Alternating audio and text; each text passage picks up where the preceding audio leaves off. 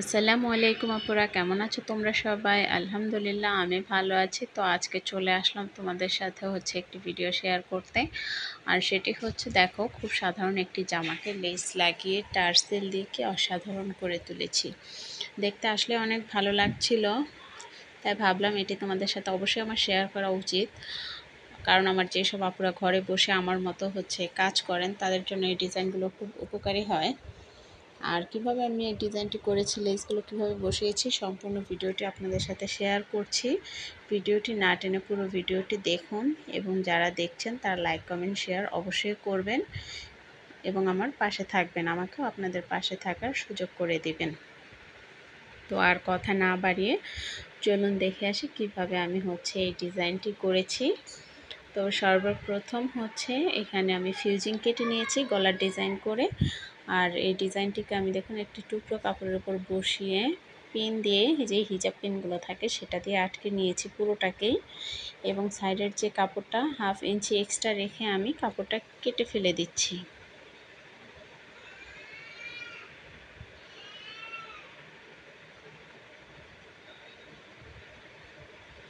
তো এখন এটাকে আমি এভাবে মুড়িয়ে সেলাই করে নিব। তো মুড়িয়ে পুরোটাকে এভাবে ধরে আস্তে আস্তে সেলাই করে নিব। এখানে একটু কেটে নিচ্ছি, তা না হলে টান হয়ে যাবে।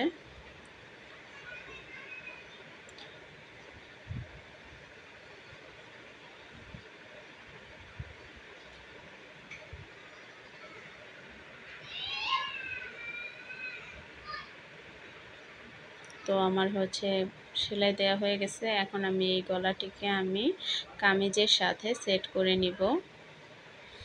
আর তার আগে আমি এখানে ভাঁজ দিয়ে মিডল বরাবর কয়েকটা কাট করে নিব।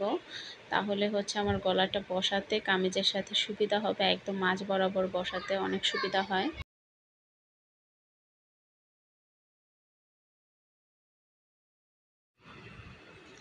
তো আমি ফিউজিংয়ের গলাটি বসিয়ে এখানে পিন দিয়ে আটকে নিব। পিন দিয়ে আটকে নিলে অনেকটা ভালো হয়, নাড়াচাড়া হবে না, কম বেশি হয়ে যাবে না, সমানভাবে বসে থাকবে। তো আমি তারপর ফিউজিংয়ের সাইড দিয়ে পুরোটা এভাবে ধরে সেলাই দিয়ে নিব। আর পিনগুলো একটা একটা করে খুলে নিব।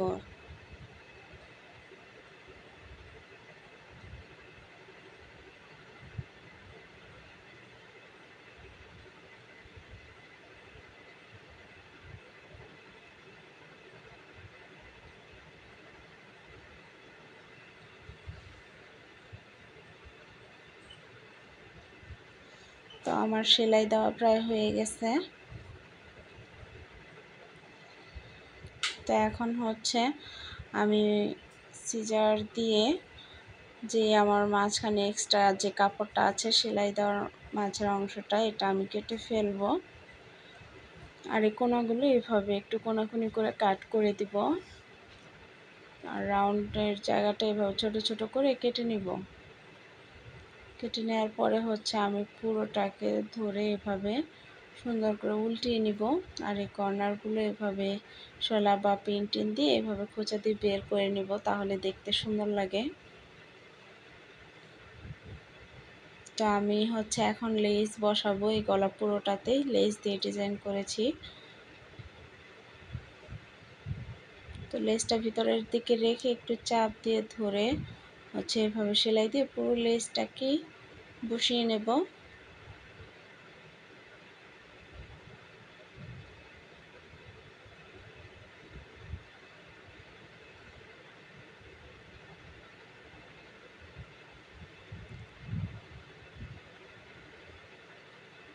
তো লেসটি বসানোর আগে যেটি করতে হবে, এই কর্নার থেকে ধরে 2 ইঞ্চি বরাবর একটি মার্ক করতে হবে। কারণ এই গ্যাপের নিচে একটি পট্টি দেয়া থাকবে, সেই পট্টির জন্য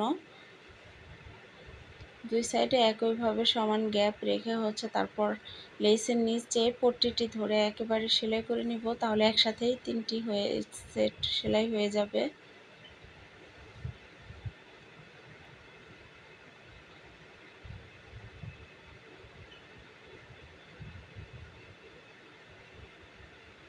পট্টিটির চড়া হচ্ছে আমি 2 ইঞ্চি রেখেছি।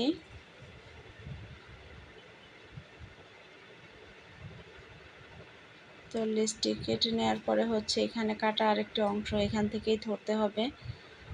2 লেজের মাথা একসাথে রেখে সমান করে তারপর হচ্ছে এখানে সেলাইটিকে আবার ধরতে হবে। ঘুরিয়ে নিয়ে সেম একইভাবে সেলাইটি দিতে হবে।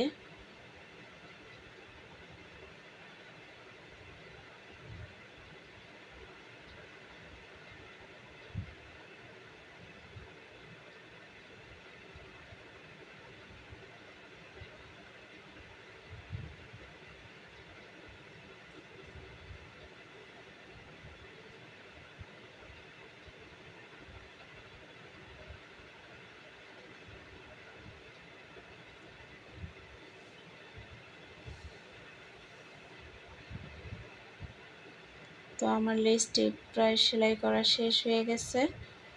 এখন হচ্ছে আমি দেখিয়ে দিচ্ছি যে শুধু লেস দিয়ে ডিজাইনটি কেমন হয়েছিল। দেখেন কি সুন্দর দেখা যাচ্ছে। তো অনেকে হচ্ছে এভাবেও রাখে, কিন্তু আমি এভাবে রাখিনি। আমি এখানে 3টা টার্সেল বসিয়েছি। আর চলে আসছি হাতার ডিজাইনটা নিয়ে।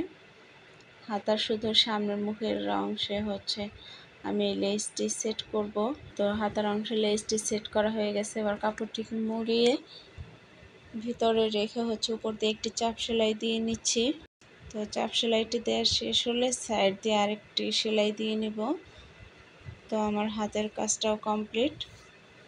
তো এই ছিল হচ্ছে গলার ফাইনাল লুক কামিজ সেলাই করার পরের।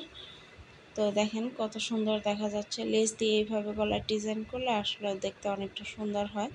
তো আমি হচ্ছে এখানে এভাবে রাখিনি, তারপর হচ্ছে আমি 3টা টার্সেল এভাবে ধরে গ্যাপ মেপে এভাবে বসিয়েছিলাম।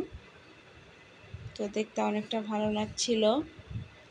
জামার ডিজাইনটা একদমই অন্যরকম লাগছিল। তো আপনারা চাইলে যে কেউ খুব সহজে এভাবে ডিজাইনগুলো করতে পারেন। তো ভালো থাকবেন সবাই। আজকে এখানেই শেষ করছি। আসসালামু আলাইকুম।